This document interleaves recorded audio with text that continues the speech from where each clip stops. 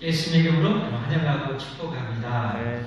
가끔 산에 이렇게 가다 보면 돌들이 많이 있어요. 네. 어떤 돌을 보면은 그냥 칼같이 돌이 착착착착 이렇게 되어 있는 그런 돌이 있어요. 그런데 그 칼같이 이렇게 여러분 그 돌 아시죠? 산에 보면 그런 돌. 근데 그런 돌은 정말 위대한 예술가 조각가들이 그런 돌은 조각 재료로 쓰지를 않아요. 쓰지를 않아요. 왜 그럴까요? 점을 대고 망치로 때리면 이미 자기의 그 특성, 돌의 특성 이게 딱 정해져 있어서 조각을 점을 때리면 그대로 그냥 자기네대로 깨져버리고 부서지고 갈라져요. 작품을 만들 수가 없어요. 그런데 대부분 우리 조각 작품, 화강암 같은 걸 많이 쓰죠. 이런 것은 자기 결이 없어요. 그냥 결이 없어요. 점을 때리는 대로 그대로 먹히는 거예요. 그러니까 예술가가 그 정교한 작품을 만들 수 있도록 그대로 자기를 내맡기는 거예요. 근데 또 대단한 것은 그 돌이 그렇게 만들어 놨으면 이게 약하면 비바람이 힘을 가하면 금방 부서지고 깨져요. 근데 이런 정말 귀한 돌들은요, 만들어 놓으면 그게 100년, 200년, 300년 가도 그 영상을 그대로 색파에도 어떤 거에도 버티고 있는 거예요. 그러니까 귀한 재료를 쓰거든요. 제가 이렇게 산을 등산하면서 하나님이 고르시는 우리의 심령도 바로 저런 심령이겠구나 라는 생각을 합니다. 하나님은 우리를 최고의 걸작으로 말씀을 통해서 조각하시잖아요. 그렇죠?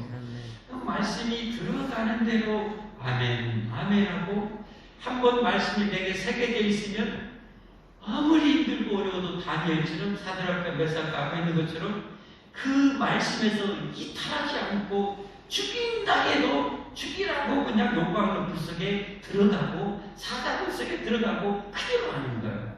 그러니까 정말 인류의 길이 남을 그런 보석 같은 하나님의 일꾼들이 되는 거거든요. 사랑하는 성도 여러분, 여러분은 어떻습니까? 여러분은 하나님의 말씀보다 여러분의 생각, 여러분의 가치관, 여러분의 고집 이런 것대로 성질대로 그냥 말씀이 필요도 없이 나대로 움직이는가? 아니면 하나님의 말씀이 나를 정확한 대로 그렇구나, 그렇네요, 그렇습니다, 아멘, 아멘, 아멘하고 그대로 받아들이고 그리고 받아들였던 말씀대로 어떤 유혹이 오고 어떤 어려움이 오도 그대로 순종해 가시는지 우리 모두 정말 하나님 원하시는 그런 멋진 심령이 되기를 예수님으로 축복합니다. 네. 축복합니다. 그런 여러분의 심령의 시간에도 본문을 통해서 최고의 예배를 예수님께 드리라는 제목으로 말씀을 드리도록 하겠습니다. 최고의 예배를 예수님께 드리자. 내년에 우리 예배를 회복하자 교회 아닙니까? 근데 오늘 아기 예수님께서 이 땅에 성탄절에 탄생하셨을 때 정말 이런 예배자가 있을까? 정말 어마무시한 예배자가 오늘 성경에 등장하잖아요. 너무 잘 알죠? 이스라엘도 그런 예배자가 없었어요. 예수님이 탄생하셨어요. 네. 그런데 오늘 이 동방의 박사들은 정말 오직하면 하나님께서 성경에 이들의 예배를 기록하게 하시고 오고 오는 모든 시대에 전하게 해주셨을까요? 하나님의 여러분 요한계시록의 행위의 책에 여러분 이 성경이 기록됐으니 거기에 동방 박사들의 이 정말 엄청난 예배, 그 위대한 예배를 하나님께서 다 기록하셨고 그들에게 여러분 축복해 주시고 영원한 상을 주시리라 믿습니다. 아멘. 그래서 오늘은 귀한 성탄절이죠. 성탄절, 수호야, 성탄절 누가 탄생하신 날이에요? 누가 탄생하신 날이에요? 누나가 갖춰야 돼? 지연이? 누가 탄생한 날일까? 아는데 얘기를 자, 누가 탄생한 날이에요? 성탄절, 크리스마스 날, 성탄절, 누가 탄생한 날? 예수님이 탄생한 거죠. 예수님이 탄생하신. 예수님이 탄생하신 성탄절, 정말 복된 날이죠. 정말 귀한 날이죠. 엄청난 날이죠. 여러분, 만약에 이 성탄절이 없었다면 우리에게 무슨 소망이 있어요? 소망 없어요. 다 끝나요. 다 망해요. 다 죽어요. 영원히 저주받아요. 이 성탄절이 있었기 때문에 여러분, 우리에게는 어떤 사람이든지 예수님 믿는 자에게는 영원한 소망이 있게 된 줄 믿습니다. 네. 이 성탄절 우리에게 영원한 희망, 영원한 기쁨, 영원한 행복, 영원한 축복의 날이 이 성탄절인 거죠. 왜? 우리를 구원하시려고, 우리를 죽음에서, 우리를 여러분 지옥에서 구원해 주셔서 천국으로 인도해 가시려고 우리의 구세주가 이 땅에 오신 날이기 때문에 이 성탄절이야말로 우리에게 최고로 복되고 복되고 귀하고 귀한 날인 줄 믿습니다. 네. 이 엄청난 날이죠. 엄청난. 자, 이 엄청난 예수님의 탄생을 기념하면서 이 예수님의 탄생을 기억하고 이 예수님께 와서 예배하는 주인공들이 오늘 성경에 등장하죠. 동방의 박사들이요. 동방의 박사들. 그들이 이 예수님께 정말 제가 보면 최고의 예배를 드린 것 같아요. 최고. 하나님이 어쨌든 기록했을 정도니까, 그리고 전해줄 정도니까 우리도 이런 예배를 본받아서 여러분, 우리는 좋은 거 본받아야 됩니다. 아멘. 아멘. 안 좋은 것은 절대 보지도 말고 좋은 것은 누구에게든지 배워야 돼요. 나이에 상관없어요. 좋은 것이라면 여러분 누구한테든지 배워야 돼요. 삼국지의 주인공 유비가 47인가 꿈을 가지고 가늠하고 장비하고 그 의형제를 넣고 그렇게 출발하는데 이게 꿈을 펼칠 수가 없어요. 뭔가 부족해요. 자기들의 부족함을 뒷받침할 사람을 인재를 찾는데 제갈공명이라는 이 사람에 대해서 듣게 되는 거예요. 그의 엄청난 재능에 대해서 들었던 거예요. 그래서 이 여비 47살인가 된 이 여비가 제갈공명이 그때 나이가 27인가 기했어요. 20살짜리. 47인데 27살짜리예요. 얼마나 여러분 인간적으로 저 밑에 있는 그런 이 젊은 청년 아닙니까?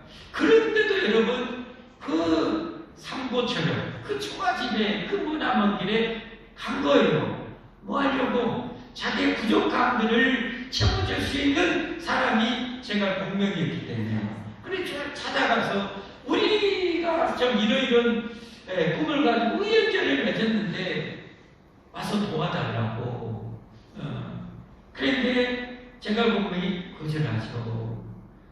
낙심해서 돌아가는데 피도 안 마른 것이 싸가지 없이 이런다고 한 것이 아니라 유비가 또 찾아가잖아요.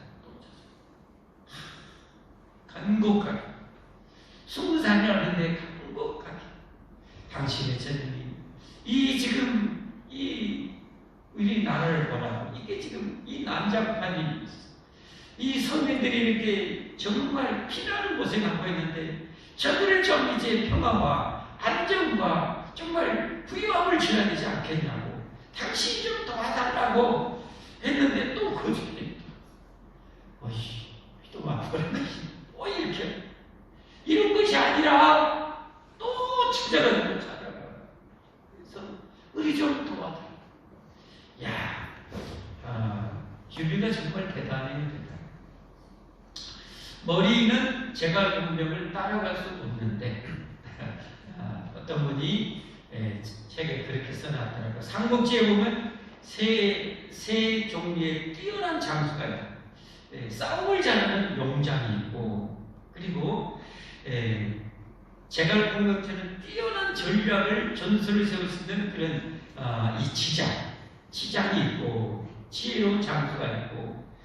그런데 이런 아무리 싸움을 잘하는 용장과 아무리 제갈공명 머리가 좀 지장이 있다 할지라도 그들을 진짜 통솔할 수 있는 사람을 덕 있는 덕장이 되어야 된다. 유비가 여러분 싸움 관우보다 못해, 장보다 못해. 제갈공명보다 여러분 잽도 안 돼. 지혜로. 그런데 여러분 그 왕이 되잖아요. 그 때문에요? 그 덕이 있기 때문에. 참 배울 게 참 많아요. 하여튼 세상에. 그 여러분 우리도 참 이렇게 좋은 것이라면, 올바른 것이라면 잘 배울 수 있는 우리가 됐으면 좋겠어요.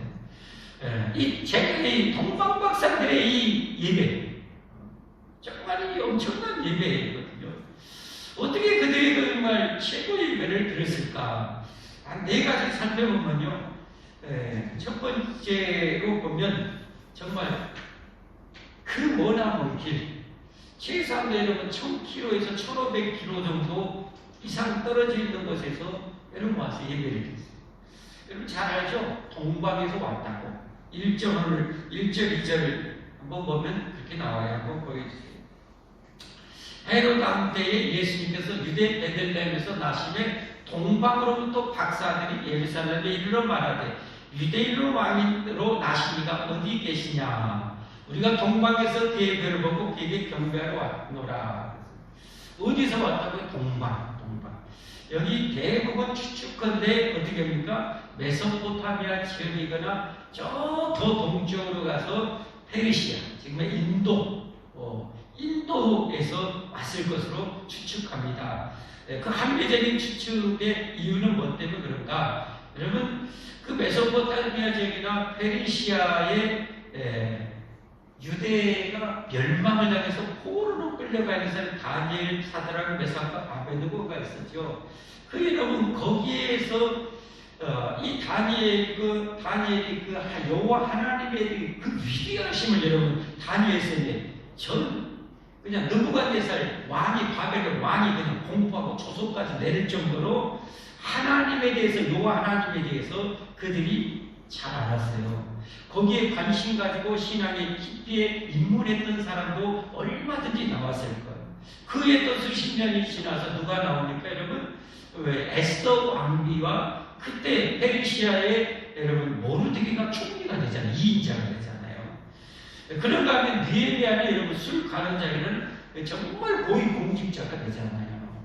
이런 것들을 보면 어떻게요? 여호와 하나님에 대한 신앙이 이미 그들에게 상당히 퍼져 있었던 걸로 추측할 수 있고, 그리고 오늘 이 동방의 박사들이 단순히 유대의 왕을 찾아서 경배하러 왔을까? 그건 말이 안 되죠. 여러분, 아부하고 줄을 서려면 자국의 왕자한테 줄을 서야지. 왜 남의 나라, 더구나 식민통치국가의 그 왕, 그 얘기한테 가서 아부원들 무슨 남을 것이 있겠어요. 더구나 그 머나먼 길, 때로는 강도의 위협, 그 날씨의 위협, 전갈과 독사의 그런 위험이 가득한 곳에 그 개고생하면서 여러분 그 머나먼 길을 여러분 친구니까 자그만 나라에 왕자 태어났다고 경배하러 거기 갔겠어요? 말도 안 돼. 그러니까 이 점술가들은 이들은 이미 이분이 이 하나님 별을 통해서 그들에게 계시해 주셨고 이미 포로로 끌려가는 유대인들을 통해서 메시아에 대한 신앙을 충분히 알았을 걸로 추측해요. 오늘 그들이 예배드린 것을 보면 알아요. 그런데 이들이 대단한 것은 그만한 매를 낮에는 그 더위와 밤에는 그 추위와 아까 같이 뱀과 정갈과 또 언제 출발할지 모르는 이 강도 때들의 위험을 무릅쓰고 그 머나먼 길을 간 거예요. 또 그 와이프들, 자녀들이 가지마 여보, 아빠 그 머나먼 길 왜가 이렇게 반대하는 사단 마귀를 통해서 또 반대할 수 있으면 다 반대했겠죠. 그런데 간 거예요. 얼마나 대단해요. 오늘 밤에 여러분 예배드린 여러분도 이 추위, 이 여러분 밤에도 예배드린 여러분은 참 훌륭한 예배자인 줄 믿습니다. 우리도 이런 동방박사 같은 예배자가 되기를 바라요. 어떤 어려움이 있어도, 아무리 추워도, 아무리 더워도, 어떤 일이 있어도, 아무리 좋은 일이 있어도 예배자로서 하나님을 예배하는 여러분과 제가 되기를 예수님으로 축복합니다. 축복합니다. 이게 여러분 최고의 예배자죠. 흔들림이 없이. 두 번째 이 동방의 박사들의 그 최고의 예배 모습은 무엇인가? 두 번째로 보면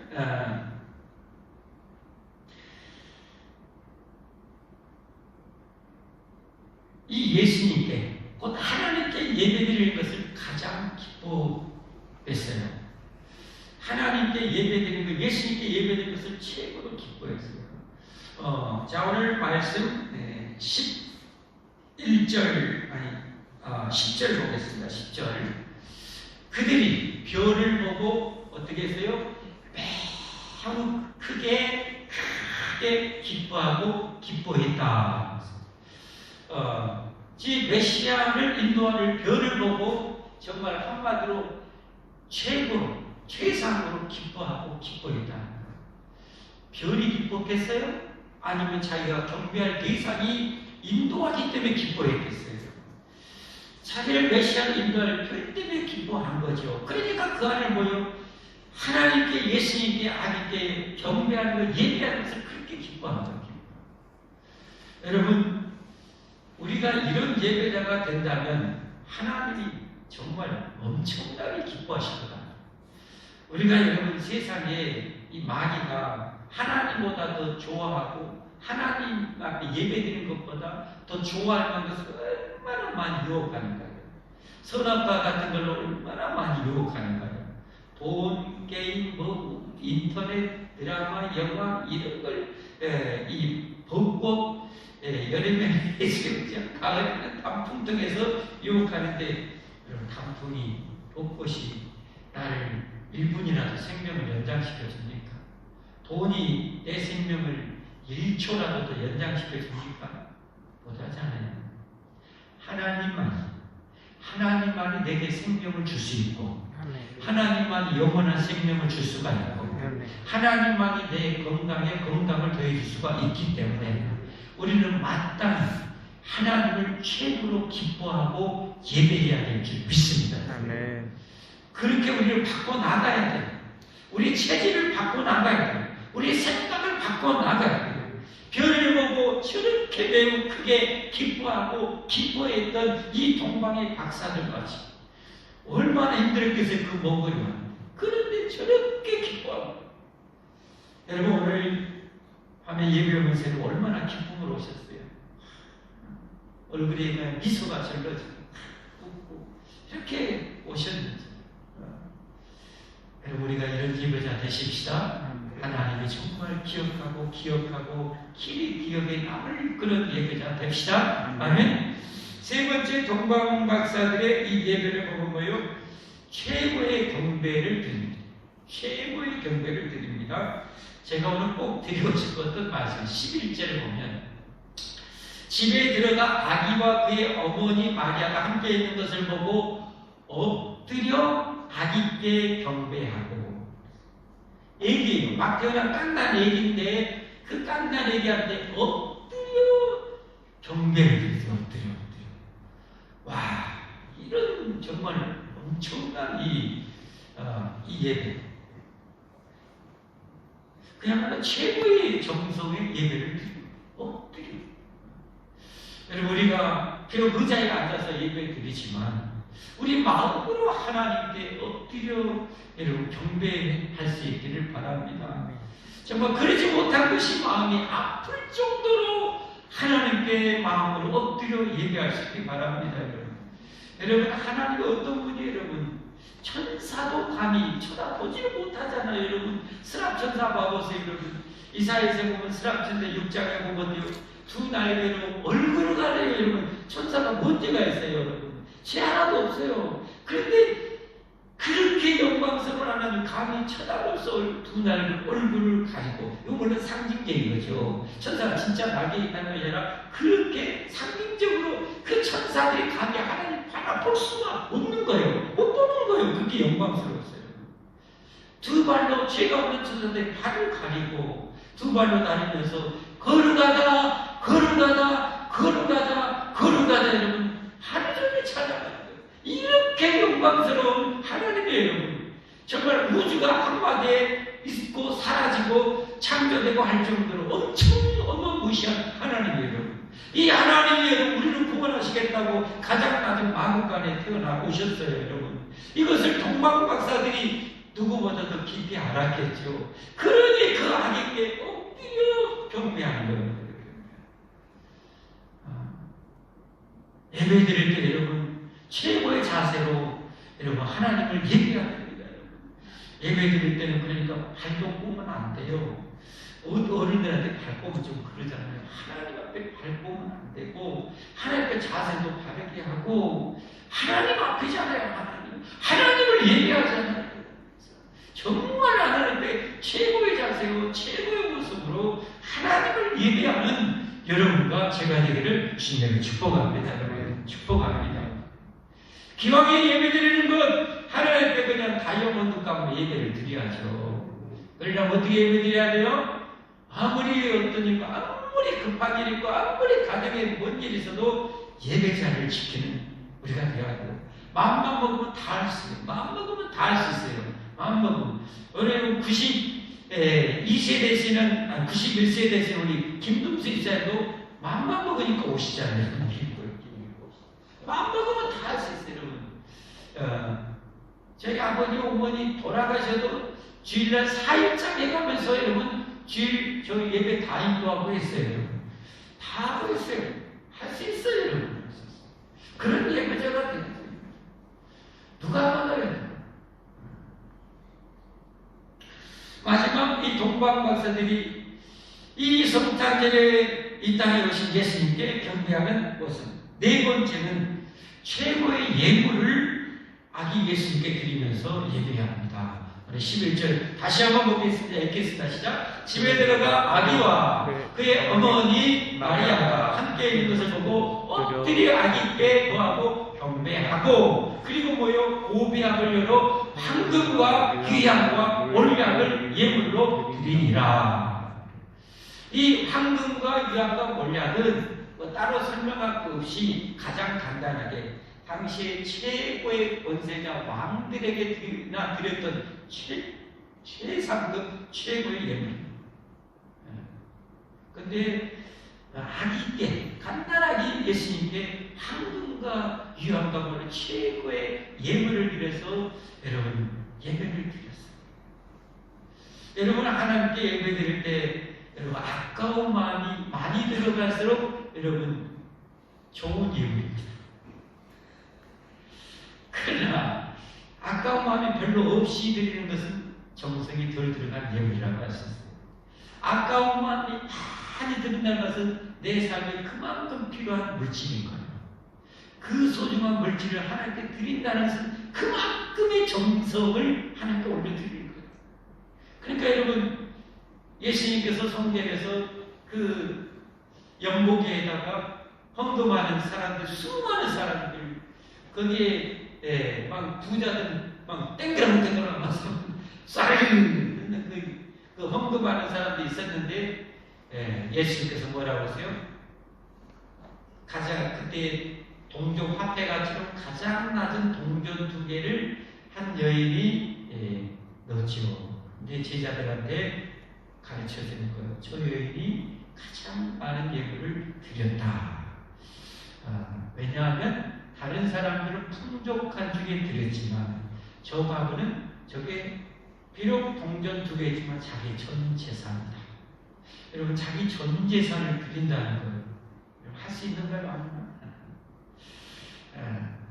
여러분 한번 여러분의 재산에 정말 엄청난 걸 뚝 떼어서 하나님께 드려보신 적 있으신가요? 그런 경험이 평생 신앙생활을 하면서 몇 번쯤은 있었으면 좋겠습니다. 몇 번쯤은 있었으면 좋겠습니다.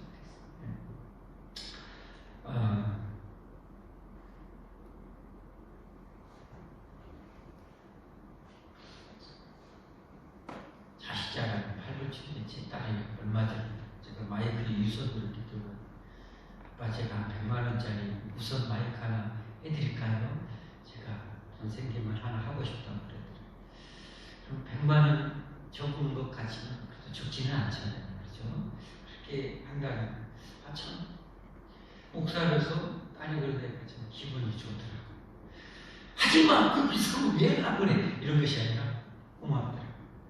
아무나 못하잖아요. 그렇죠? 예. 제가 참 개척할 때 잊을 수 없는 그런 지금도 못이지. 지금 권사님 되시는데 제가 개척했어요. 500만 원 가지고 20인들의 개척을 해주고 지하 겨우 이 열몇 평짜리 보증금 넣으니까 다 떨어지더라고요. 살 집도 뭣도 없고 자동차도 없고 뭐 의자도 장만하고 마이크 이런 거 장만하고 피아노 장만하고 장의자 장만하니까 하나도 없어요. 보증금 500만 딱 넣으니까 다 끝났어요. 하나님이 다 채우시, 하나님이 다 아시잖아요. 다 채워주셨어요. 근데 그 중에 잊을 수 없는 그런 예물을 드리면서 제가 잘 알아요. 같이 청년들 신앙생활 했던 당시 여집사였거든요. 근데 그때 300만 원 넘게 되는 피아노를 제가 개척하니까 그걸 공부했어요. 그 과정이 참 어려워요. 그때 당시 20여 년 전이니까 정말 적지 않은 근데 그걸 할부해가지고 제가 개척하니까 피아노를 이렇게 기증했어요. 저도 그냥 그걸 평생 못 잊는데 우리 하나님 보시기에는 얼마나 많겠어요. 오늘 동방의 박사들이 나를 구원하려고 나에게 영원한 생명 주시려고 이 나쁜 아주 마음껏까지 영광의 하나님 죽으러 오신 것을 생각하니까 최고의 예물 황금과 유향과 원량을 드려 하기께 경배했어요. 여러분 우리가 드린 예물이 얼마나 멋지게 사용될지 아세요? 여러분 이 예물이 아직 어떻게 사용됐을까 추측해 보면 이제 얼마 안 있어서 헤롯 왕이 이 유대인 왕으로 태어났다 보니까 잡아 죽이려고 유대인 땅 근처에 두 살 아래 이들을 가져내요. 근데 천사가 요셉한테 야 빨리 피해 이집트로 여러분 몇 년째 피난 생활해야 돼요. 그 경비가 어디서 나요? 가난한 요셉과 마리아가.